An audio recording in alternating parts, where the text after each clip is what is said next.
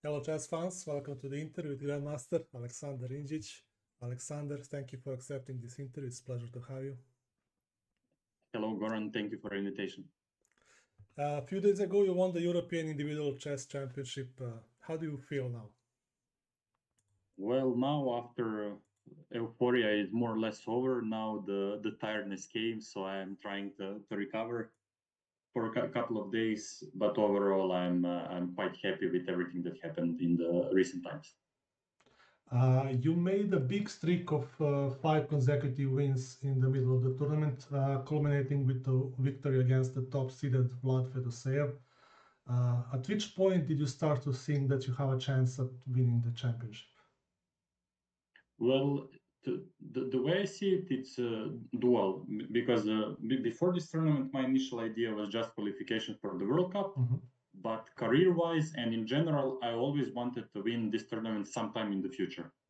But now, as things started rolling and I started picking up good form, and also not less important that it seemed my opponents were making occasionally big blunders, which was of course very helpful. So I think winning versus Fedosea was very important in that sense that I realized, okay, this is actually mine for the taking in a way, especially because I had negative score in versus him in classical chess, and also that I won with black pieces. So that was a first serious wake up call for me. Okay, this is getting serious now. And in the last round, you're a half a point ahead of Grandmaster Darda, but you play against him with the black pieces. What was your strategy for that game? Well, it was actually a little bit funny because till that point I had 5 out of 5 with black pieces, and it seemed to me that things are going really well with black pieces. And of course, my strategy, considering the draw was enough for first place, I wanted to get a solid game to play something healthy and to put some extra pressure on him to complicate matters and to take extra risk. And for that reason, I decided to go with the Queen's Gambit declined, and more or less things went well for me in the opening, even though I mixed up the move orders that I planned to play in preparation. But overall, it was more or less balanced game throughout, and I was able to contain him. And it was drawn in 20-something moves. Yeah, but of course it was a battle, but it shows that I did my part of the job quite well. Yeah, your plan worked. You're known as a very sharp competitor with an exciting style of play. Who were your trainers and who influenced you the most in forming your style? Well, I would say I was trying to learn from many different styles and players, and as I was growing as a chess player, I was enjoying games from many different eras of champions, modern grandmasters. But I would like to pinpoint 2 grandmasters who helped me individually, with whom I was training. I would like to mention legendary Yugoslavian grandmaster Velimirovic and super grandmaster Morozovic. I think that they were two people who were quite influential on my chess playing career, on my sort of they inspired me both by their play and behavior, and I was able to learn directly from them and steal some tricks, I guess.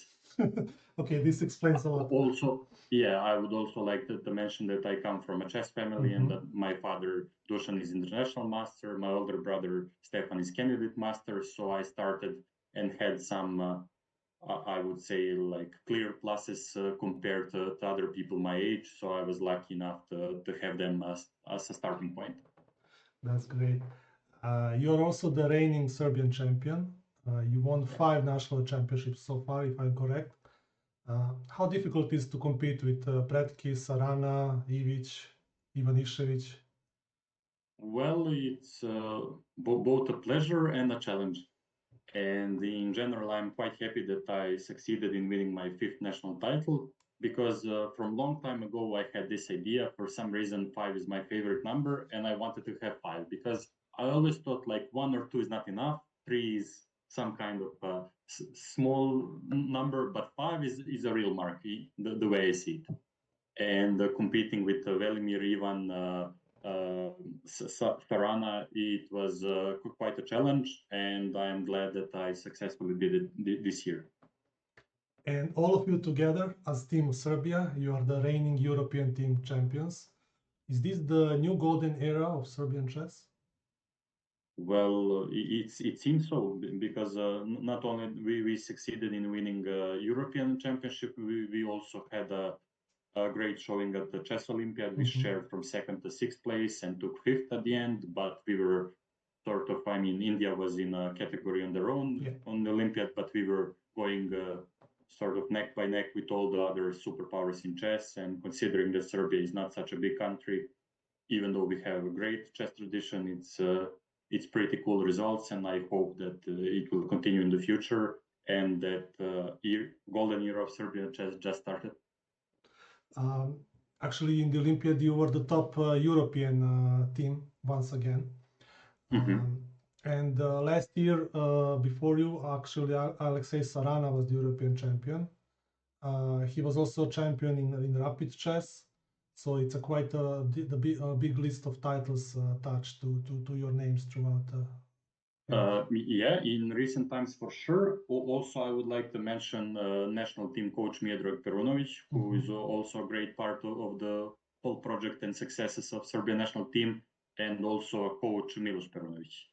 So he was helping a little bit more concretely with the prep, but both of them were invaluable part of our team, and also I would like to mention their names as well. So of course, that's great. Miodrag Perunovic, the butcher, is the famous motivator. You cannot play bad when you are under his guidance.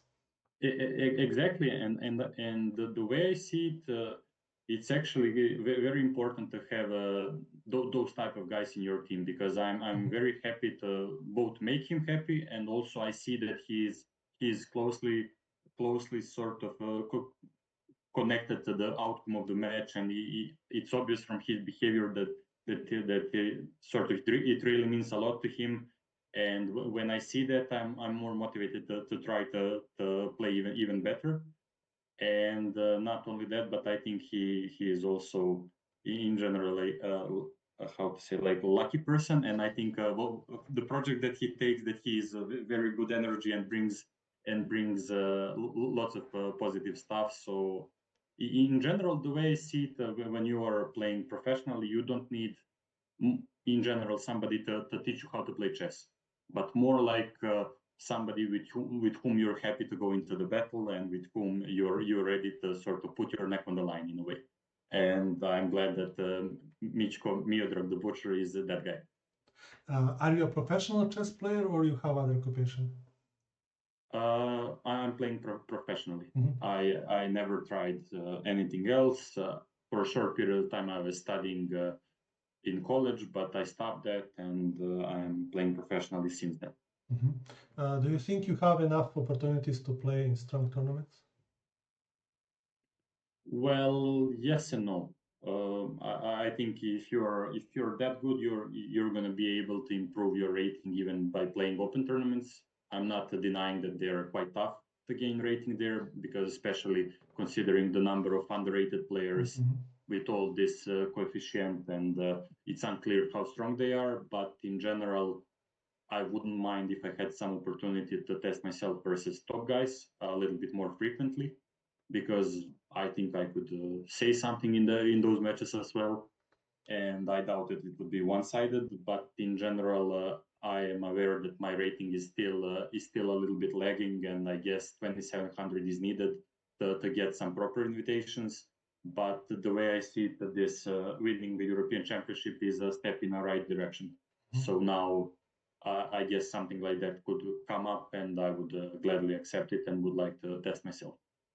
Okay, but your style of play is also kind of inviting for these big rating jumps, ups and downs. So yeah, and in general, the way I see it, I guess it's quite okay. I'm not gonna say exciting, but quite watchable, because I don't have that many games in general who end up in eventless draws, let's say. So in that sense, I guess when I'm in the tournament, I'm usually creating some some mess either for myself or my opponent, and usually people appreciate that. Yeah, I agree. Do you compete in online events? Yeah, from time to time, I usually try to play the Chess.com Rapid events and occasionally Title Tuesdays when obligations are when I don't play in tournaments or when I'm at home. So in general, I try to play official events, and nowadays rarely I go for some training blades. Maybe I'm gonna step it up before World Championship in New York, but so far in recent times I'm not that active anymore. How did you do in Champions Chess Tour? Did you qualify for the top divisions? Yeah, I think I played 3 out of 4 events. One I couldn't play because of some tournament, but in 2 of those I was able to qualify once for third division and once for second division. And I consider that sort of a decent result because there are dozens of strong grandmasters there, and in general, I hope that Chess.com will continue organizing them because it's an opportunity to test yourself and also to earn a decent prize. I heard Danny Ranch said next year they might cancel them, so that would be a pity. Danny, please consider your stance once more. We will forward your message to Danny. Yeah. There is this hot topic of cheating, and it's connected to the previous question. There is a lot of talk of cheating in online chess, and now we also have over-the-board cases. What is your opinion about this? Well, I'm team. There is lots of cheating. I'm leaning towards that, and I think it's an existential problem, especially for online chess, but also OTB. And for example, even though I guess people were surprised by my result, I wouldn't be against. Okay, if somebody has some questions, okay. I think there should be a change of tone about that topic, because usually people are considering that it's a huge insult, but in a way, I guess if people are accusing you, it's a compliment of the highest regard in a way. I'm not saying you should be thankful for that, but in a way, it should be a sign that lots of strong grandmasters cannot handle you. And in that sense, I think that there should be a sort of a change of a thought process. And I think it's necessary, especially for today's time. And I would like to see that happen. And also, if possible, some concrete action from FIDE. I'm not really sure what chess.com is doing. I guess they're trying something. I'm not involved, nor do I know any details. But in general, one of the reasons why I'm not more active online is because I have my suspicions, and it actually pretty frequently ruins my day mood, and I really dislike when I think it's happening. So it's quite pointless to play if that's a thing. That's a really interesting angle. So very often you have a feeling that someone is cheating against you online. Well, I wouldn't say very often, but okay, let's try to generalize a little bit. Maybe during the Title Tuesdays, in general, I would say 1 to 2 people per tournament. When I'm lucky, I don't think there are any, but in general, I would say around 1, 2 per event. Okay. That's my personal opinion. I don't have proof, of course, just lots of experience playing versus top guys in Blitz as well, playing versus anybody in the world, Magnus included. So whenever I see something, usually there is this feeling like you're punching into the wall. And with all the top players, there is a feeling like there is a battle going on. There is a chance, but somehow something like there is a lamp inside me that goes that something is wrong. And usually it's not that easy for me to battle that feeling away. And I'm not denying probably that ruins my level of play, especially once you start giving extra thoughts to that idea. But I don't know what could be a potential solution. So for now, I'm trying to play official events, but I don't really like to, especially don't like to play with anonymous accounts. And what about the European Championship in Petrovets now? What were the anti-cheating methods there? Were you happy about them? Well, I guess it was the usual type of control, electronic devices, like when we were going through the airport. And also occasionally, I was once invited to get like a private check. Okay. When they were going, and I think that's normal, especially considering my results in the event. So the way I see it, it seemed that the organization was doing something on that topic. I don't know if it could be improved or not. In general, I guess that's a serious topic for FIDE to start considering. In general, I don't have a good knowledge about computers, potential anti-cheating measures, but to me, it seems that there is lots of room for improvement. Maybe to hire and to give some bounty to someone who is a professional to come up with all the possibilities that cheating could be prevented, maybe some kind of device.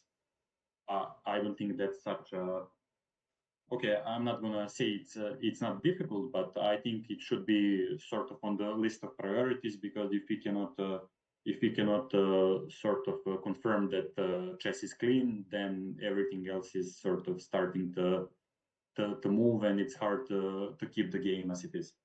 Mm-hmm. Okay. What is your prediction for the World Championship match in Singapore? Well, I'm gonna go for I'm gonna be Mr. Obvious and say to me it seems that Gukic is gonna win, especially considering Ding's recent play. I personally would like Ding to win. I prefer him. I would like him to come up in great form, and I was able to see a couple of I think his small. I guess there was an interview during the opening ceremony or something like that. I seen a couple of his sentences from that part, and to me it felt like he just by the sound of something that of his statements, it seemed that he's in a better state of mind than he was before. So it looks like it's going to be a serious match. I would like it to be a festival of chess, and I look forward to seeing that. And would like to mention that in 3 days I'm traveling to Singapore, playing the open event that is organized besides. And if there is time, I would like to visit it in person and try to sense the tension, atmosphere, and to see what all the hype is about. Okay, that would be great. You mentioned also you will play World Rapid and Blitz in New York. Is it expensive? Well, things started going my way since I won this event, and some friends appeared who would like to sponsor me for that event. So yeah, probably that's not going to be an issue for me. Otherwise, I would pay my own expenses. I mean, now after winning European, that would not be a problem, of course. But in general, it's nice that people are recognizing and are ready to support this result. So I'm grateful for that. Okay, besides Singapore and New York, what are your other plans? Till the end of the year, that's more or less it, because till now, I think I played quite a lot of games, especially in the last couple of months. So I feel quite exhausted overall. And in the next year, I would like to take a couple of months break in the beginning, let's say from January till March, and get some new ideas to work a bit more, try to regain like some extra energy and taste for competing. Also, I would like to start thinking about World Cup as well, and I guess I'm not sure if I'll be invited or enter via rating or something like that. I would like to play in the Grand Swisses next year as well. So I would like to try maybe to focus on official cycles. I'm not saying the idea is to win the whole thing, but now, of course, ambition is increasing, and I would like to show myself in the best form in those official events, and to try to see if I'm able to come into some chance there. I don't know. I mean, it's going to be tough for everybody, but now I'm running this high from the Europeans, so as they say, appetite is increasing with eating. So now I look forward to those. Okay, Aleksandar, that sounds like a great plan. Thank you so much for joining me this morning. Good luck in Singapore, and I hope to talk to you again after maybe good result in New York. Yeah, thank you very much once again for invitation, and I hope there will be a real reason to talk again in the future.